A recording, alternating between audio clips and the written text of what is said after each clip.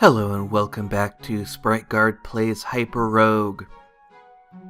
We are going to continue battling some reptiles. We've just spawned into a new area, so it may take a little while for us to find some reptiles that are about to spawn, but I want to kind of hang around this Dodecahedron here, and there's actually a couple of them. I think I only want one of them. Oh, that one fell asleep, so that I did not expect. I should have probably paid a little more attention, because now that one's not going to wake up. And we may have missed our chance here. I do want to kind of look around at some, see if there's other dodecahedrons that are not too difficult to reach.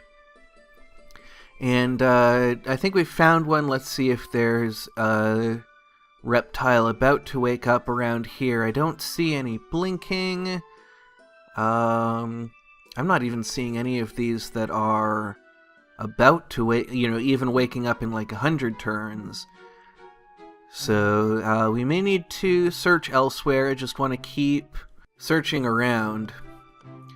I'm not really sure how well this episode's going to go. I'm pretty tired. I'm doing this at the end of a surprisingly long day of a little bit of intensity. Alright, here's one that's about to wake up, but kind of not in ideal circumstances. Let's see, can we get you? There we go. No, that's not knocked it in the direction I want it to go. We do have another one coming up here. And one thing that I wanted to look at today was trying to identify which of these are hexagons and which of these are heptagons. So we're going to pop open the menu, basic configuration. Let's see, mark heptagons on.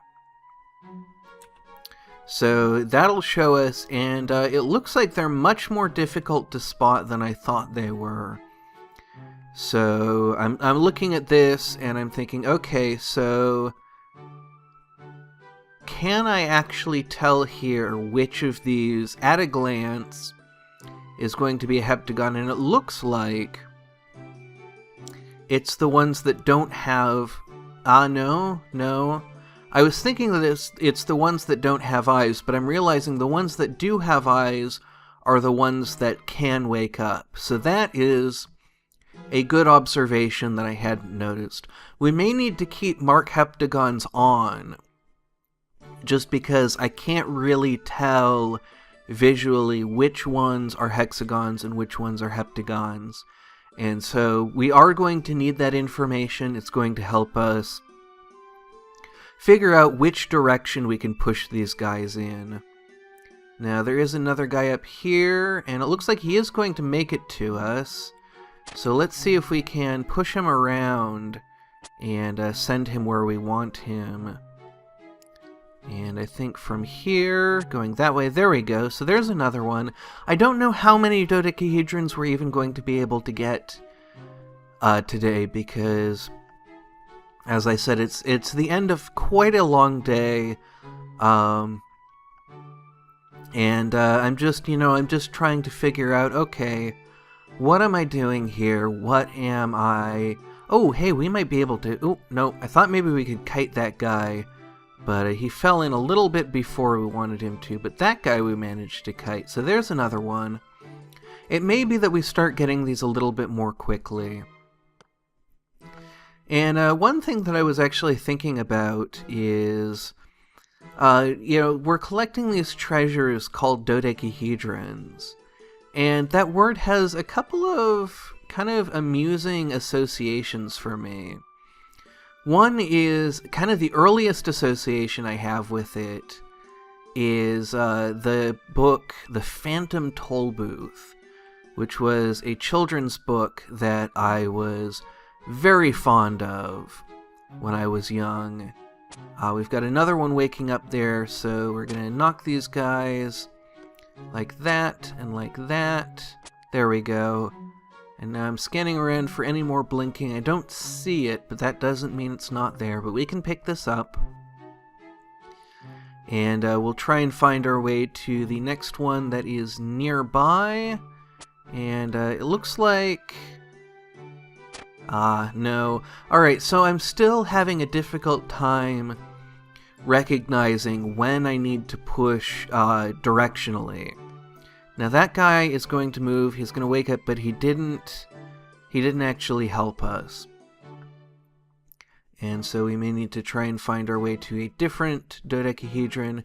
And so the Phantom Tollbooth had a character in it named the Dodecahedron. And I believe it was the guard of the mathematical kingdom. It's been a very long time since I read it, but it was full of wordplay and interesting concepts, and I remember it kind of being similar to the Siberiad in some ways, which a while back on this channel I read out loud a story from the Siberiad that I really liked, and it had a similar sense of humor. Now, let's see, where can we hit this? Okay, so this guy's on a hexagon, so he'll go straight through. There we go, and that guy's gonna wake up and give us some trouble, but we can knock him back in and fight that eagle. This guy should make a bridge for us, there we go. And then we can just knock this guy back into his hole and grab this one. Now, the other association that I have with the word dodecahedron is a slight variant spelling of it, is the screen name of one of the most skilled players of hacked Super Mario games. So people will take these, Super Mario World, I think, is the most popular one. They'll take the game and they will hack the file, the game code, and they will change the levels around to make them more difficult and use more different techniques.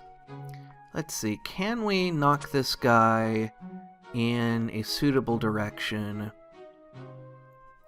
I believe he is on a heptagon, so we should be able to knock him that way. And then we just need to wait for this guy. We'll knock him the other way. And then we just knock those two in, and that's got us another one. So that's got us up to 8. We're actually making really good progress at this point.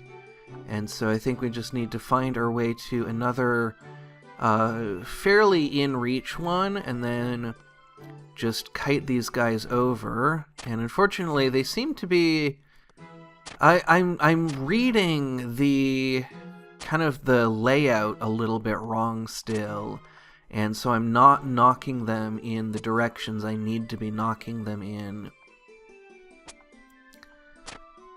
And so that's making things more difficult. And then I'm kiting them in the wrong directions as well. I believe if they have 2 different ways of getting me, they will behave fairly randomly in which one they take. I think I knocked this guy in the wrong direction. We'll have to kite him again, knock him the other way, and then knock him in. There we go. That's made our bridge. And that'll get us our 9th, so we only need 1 more. And then I think we will be looking for an orb of safety. Let's see, that actually, yeah, we can kite him there. So that's that done. And that went a lot quicker than I expected it to. Let's grab this orb of flash, and that will protect us while we're looking for the orb of safety.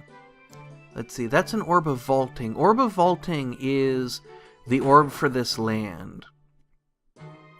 And let's take a look at it.